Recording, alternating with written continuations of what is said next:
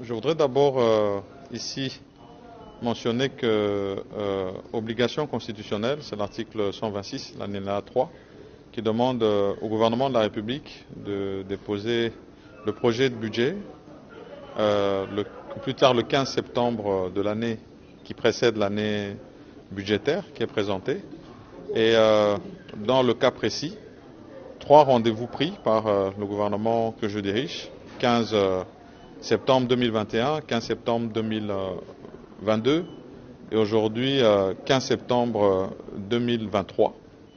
Et rendez-vous rencontrés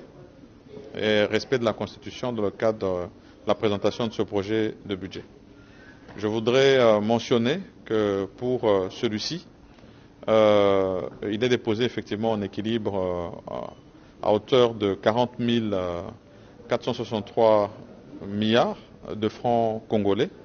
Il est en hausse de 24,7% par rapport à l'exercice budgétaire 2023, ou du moins en tout cas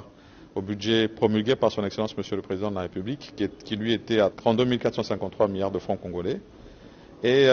ici, je voudrais revenir sur les priorités qui nous ont toujours été assignées par son Excellence Monsieur le Président de la République en ce qui concerne ces questions budgétaires et là où nous devons plus mettre un accent sur les attentes de la population. Nous avons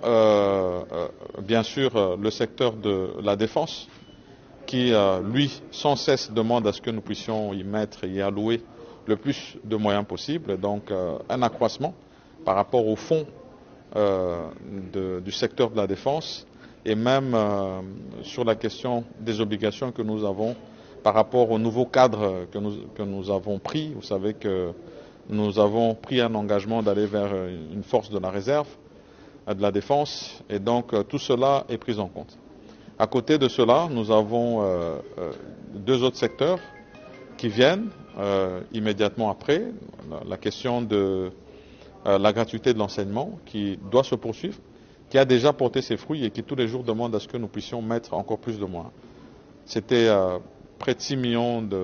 d'élèves qui ont bénéficié, 6 millions d'élèves de plus qui ont bénéficié de cette gratuité, donc on veut chaque jour que ce chiffre puisse augmenter. Et au niveau de la santé, qui est notre 3e priorité, nous avons voulu aussi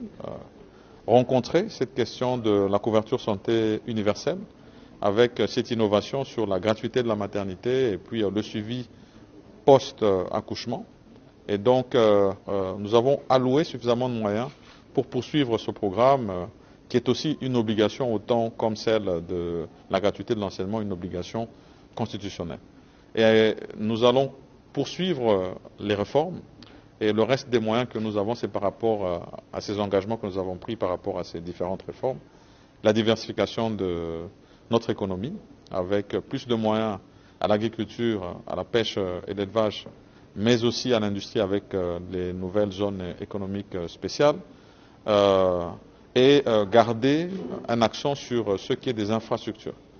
Vous savez que nous sommes très engagés sur le programme des 145 territoires et tous les jours aujourd'hui maintenant avec des assignations précises sur les routes de desserte agricole avec le ministère du Développement rural, nous avons garanti d'avoir plus de moyens dans ces investissements. On parle de 54% en plus par rapport aux investissements et nous voulons aussi nous assurer que dans les autres secteurs de réforme dans lesquels nous nous sommes lancés, notamment la modernisation de notre administration publique, où tous les jours nous devons avoir plus d'inclusion salariale, l'amélioration des conditions salariales de nos fonctionnaires publics, mais aussi cette poursuite qui se fait dans la réforme d'identification et la maîtrise de la masse salariale.